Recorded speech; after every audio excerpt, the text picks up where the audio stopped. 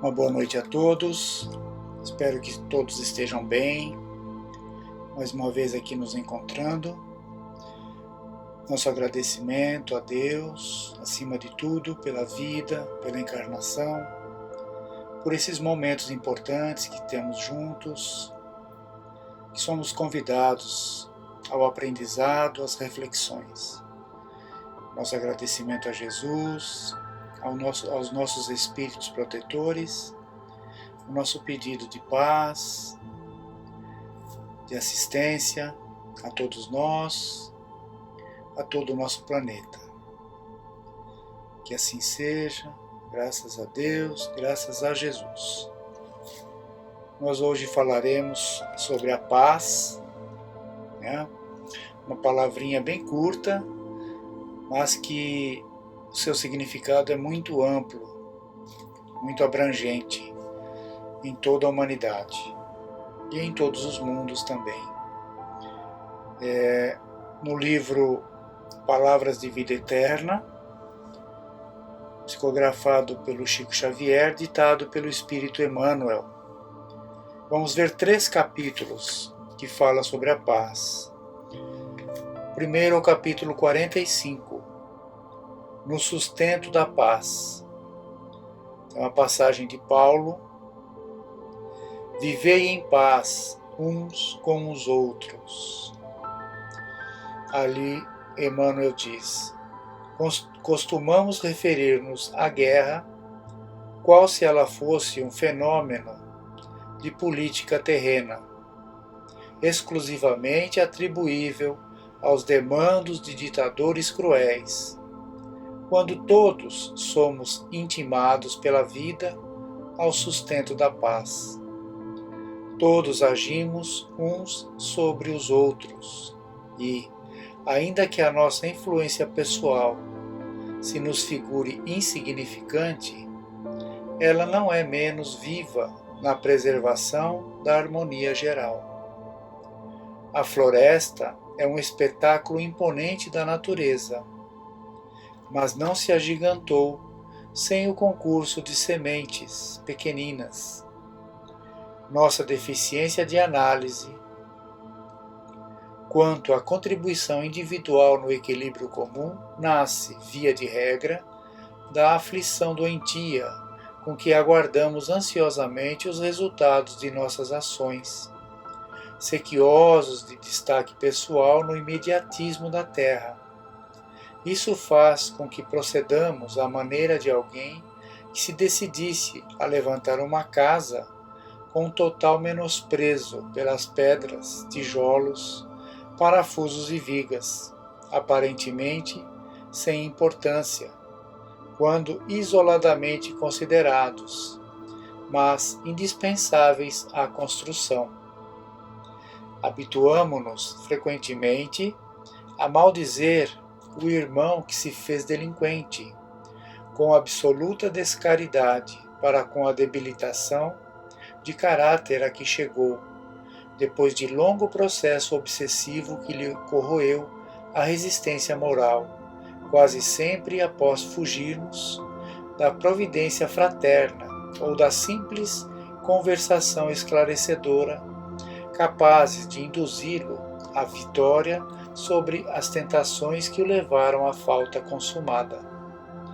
Lideramos reclamações contra o estridor de buzinas na via pública e não nos pejamos das maneiras violentas com que abalamos os nervos de quem nos ouve. Todos somos chamados à edificação da paz, que, aliás, prescinde de qualquer impulso vinculado às atividades de guerra e que, paradoxalmente, depende de nossa luta por melhorar-nos e educar-nos, de vez que a paz não é inércia, e sim esforço, devotamento, trabalho e vigilância incessantes a serviço do bem. Nenhum de nós está dispensado de auxiliar-lhe a defesa e a sustentação, porquanto muitas vezes a tranquilidade coletiva jaz suspensa de um minuto de tolerância, de um gesto, de uma frase, de um olhar. Não te digas, pois, inabilitado a contribuir na paz do mundo. Se não admites o poder e o valor dos recursos chamados menores no engrandecimento da vida, faze um palácio diante de vigorosa central elétrica e procura dotá-lo de luz e força sem tomada. Agora no capítulo 46, ele vai falar também na tarefa da paz. É uma frase de Jesus: a minha paz vos dou. Diz assim o texto: todos ambicionam a paz, raros ajudam-na. Que fazes por sustentá-la? Recorda que a segurança dos aparelhos mais delicados depende quase sempre de parafusos pequeninos ou de juntas inexcedivelmente singelas. Não haverá tranquilidade no mundo sem que as nações pratiquem a tolerância e a fraternidade. E se a nação é o conjunto de cidades, a cidade é um agrupamento de lares, tanto quanto o lar é um ninho de corações. A harmonia da vida começará, desse modo, no íntimo de nossas próprias almas, ou toda harmonia aparente na paisagem humana será sempre simples jogo de inércia. Comecemos, pois, a sublime edificação no âmago de nós mesmos. Não transmitas o alarme da crítica, nem estendas o fogo da crueldade. Inicia o teu apostolado de paz, calando a inquietação no campo do próprio ser. Onde surjam razões de queixa, sê a cooperação que restaura o equilíbrio.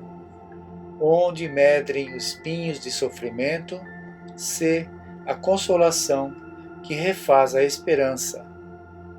Detente na tolerância divina e renova para todas as criaturas de teu círculo as oportunidades do bem.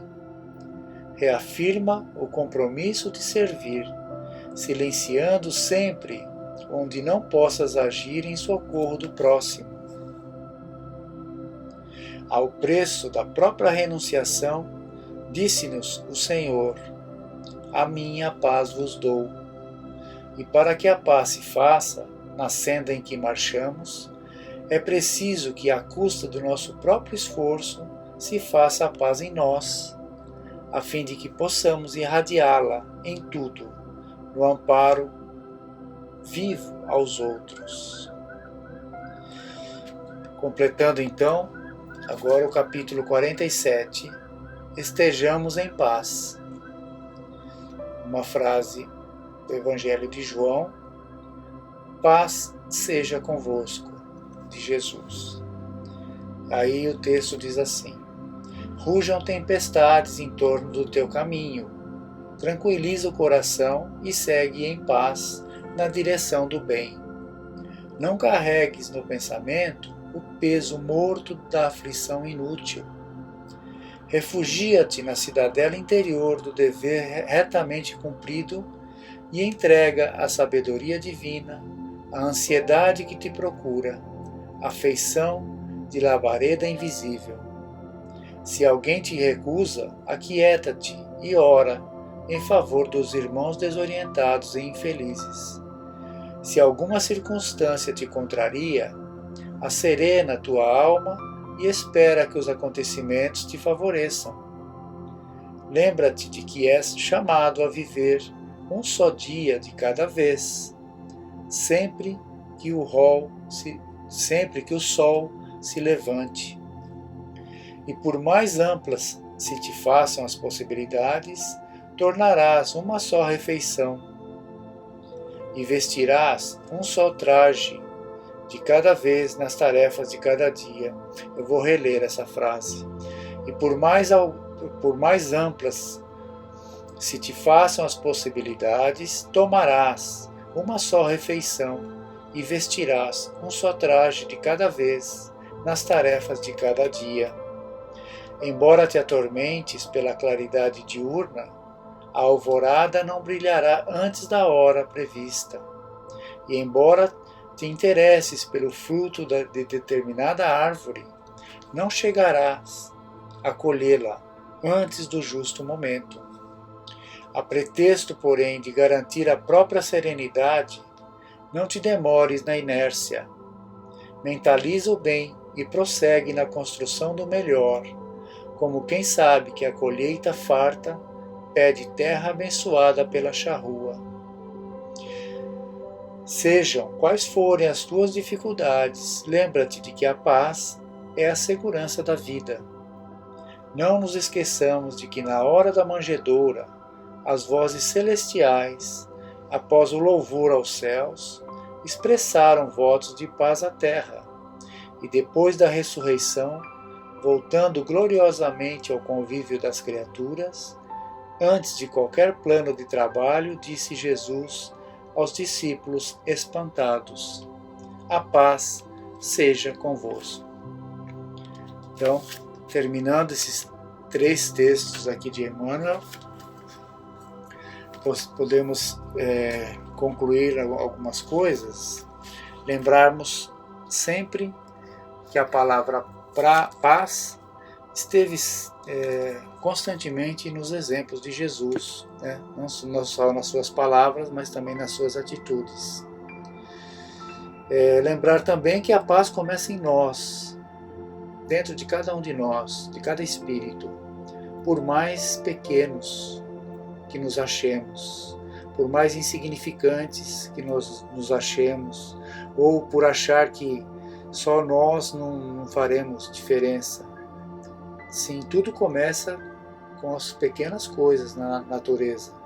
Tudo começa com sementes, com construções pequenas, elas vão crescendo, vão se desenvolvendo.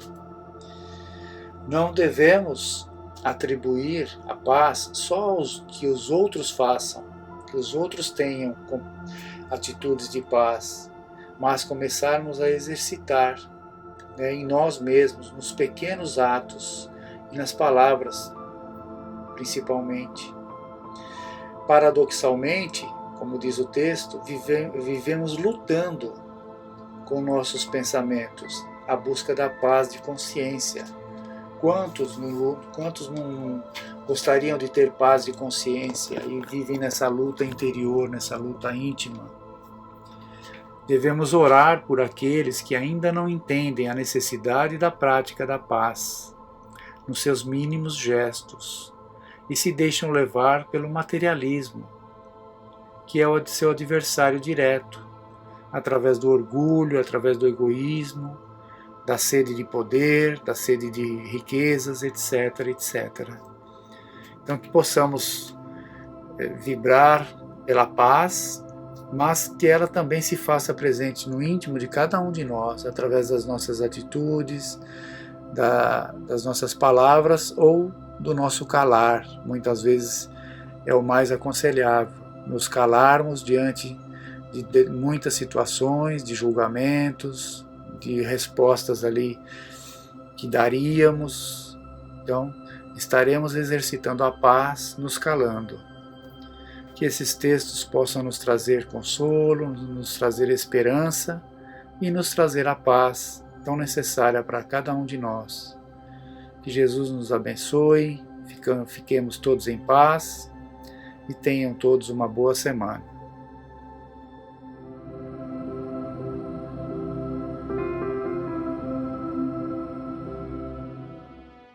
Boa noite a todos vocês.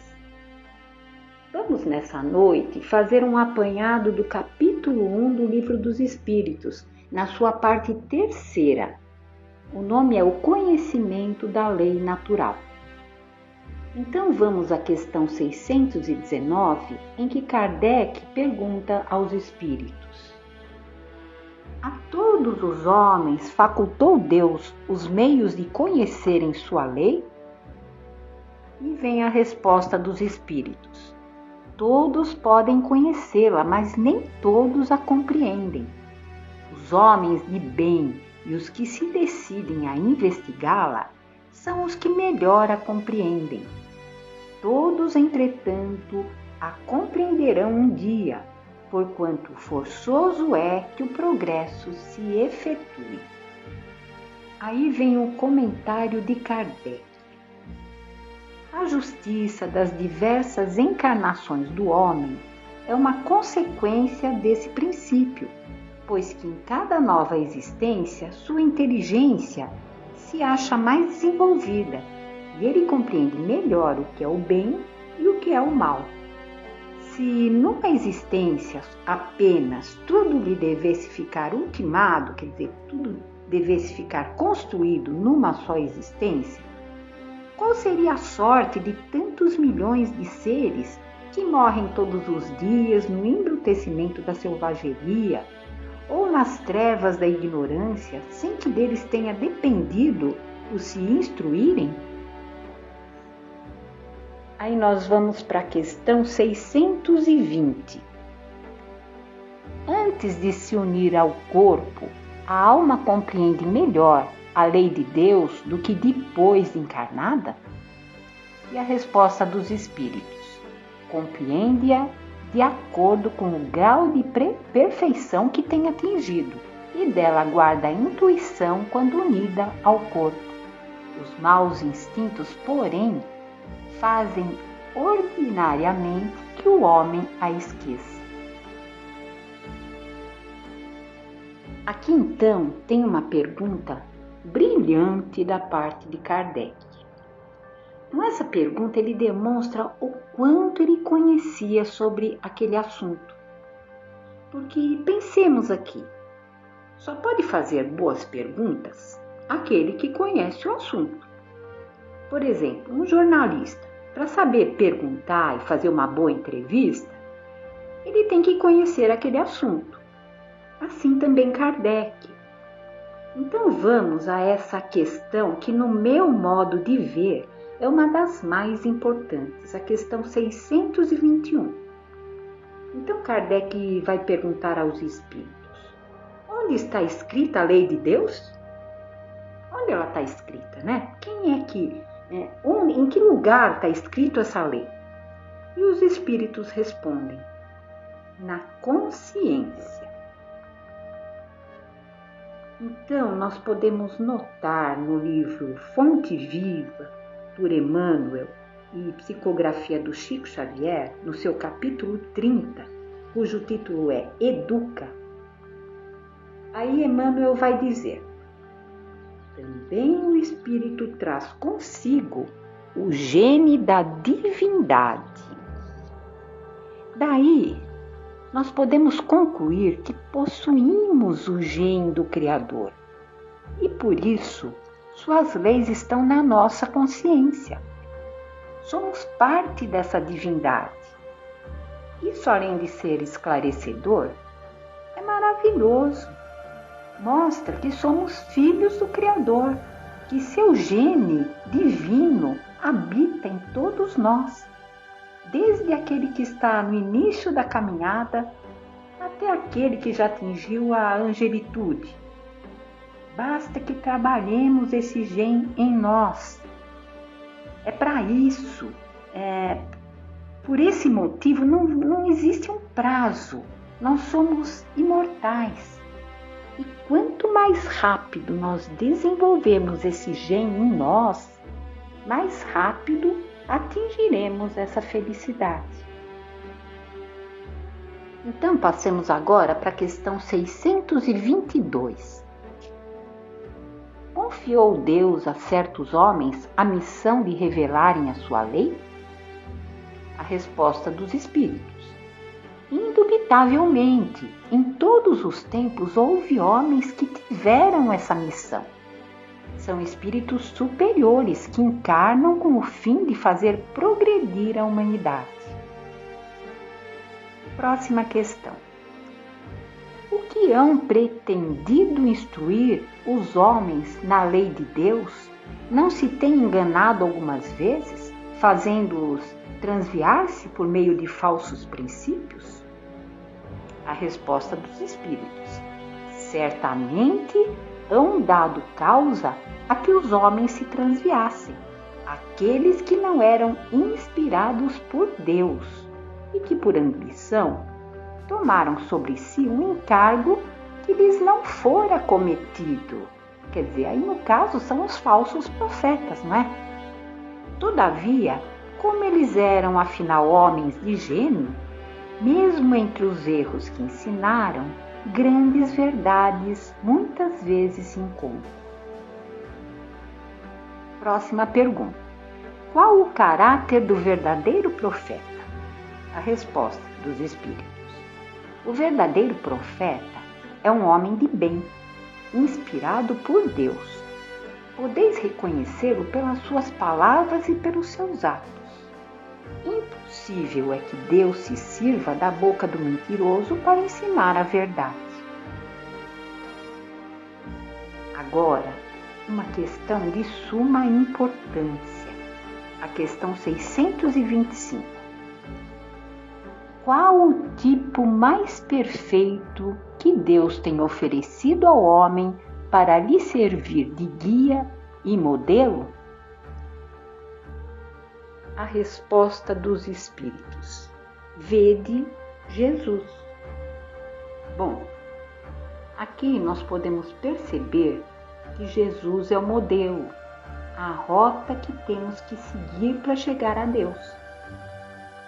Eu tenho uma amiga que me relatou uma experiência pessoal.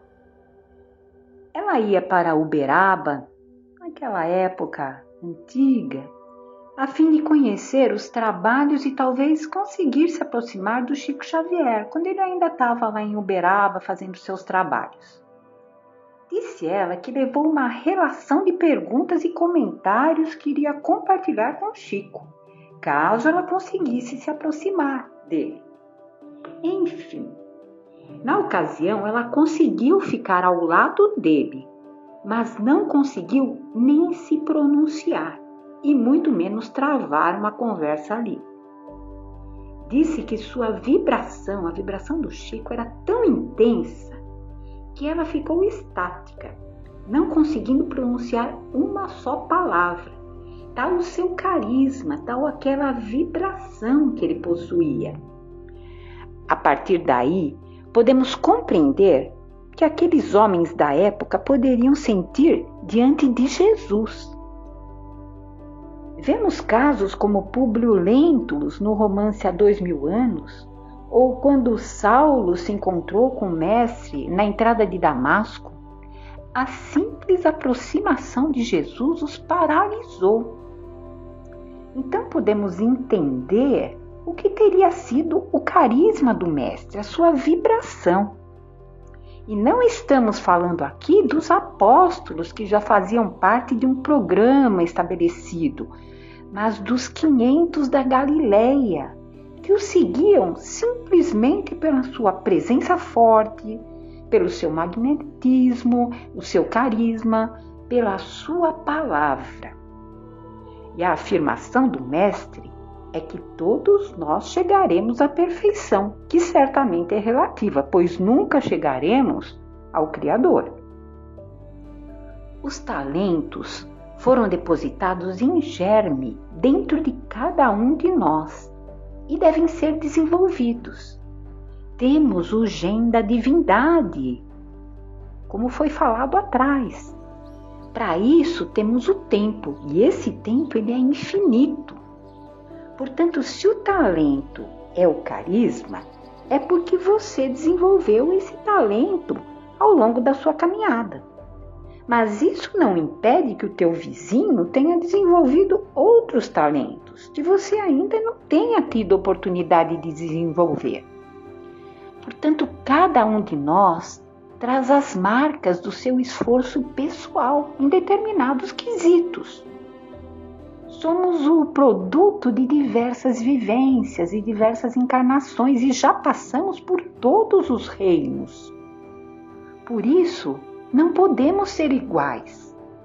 Todos nós nos diferimos uns dos outros, mas temos que respeitar a todos como irmãos, como filhos de Deus, em busca dessa perfeição.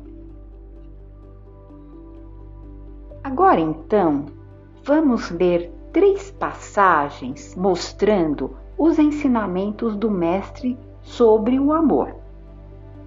Vamos ver em Levítico, capítulo 19, versículo 18, essa passagem, olha. Não procurem vingança, nem guardem rancor contra alguém do seu povo, mas ame cada um o seu próximo como a si mesmo. Eu sou o Senhor.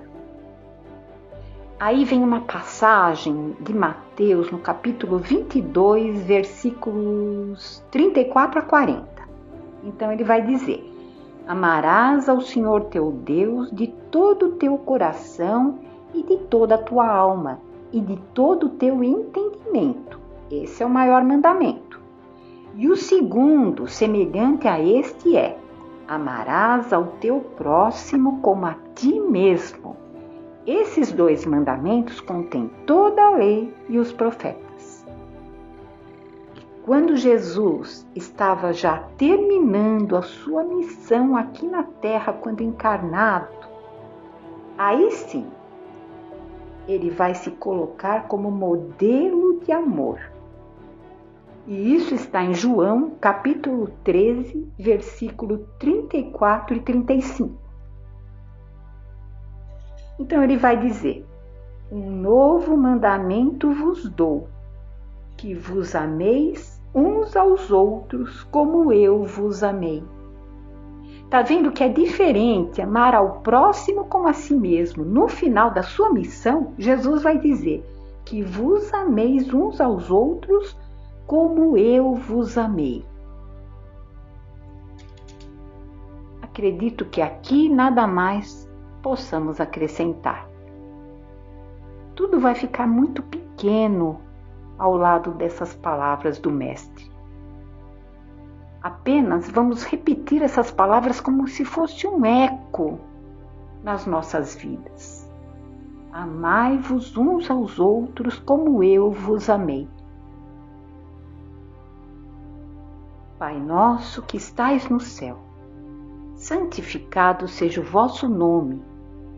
Venha a nós o vosso reino e seja feita a vossa vontade, assim na terra como no céu.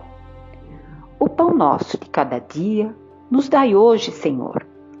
Perdoai as nossas dívidas assim como perdoamos aos nossos devedores. Não nos deixeis cair em tentações, mas livrai-nos de todo mal. Muita paz a todos e até uma próxima oportunidade. Que assim seja.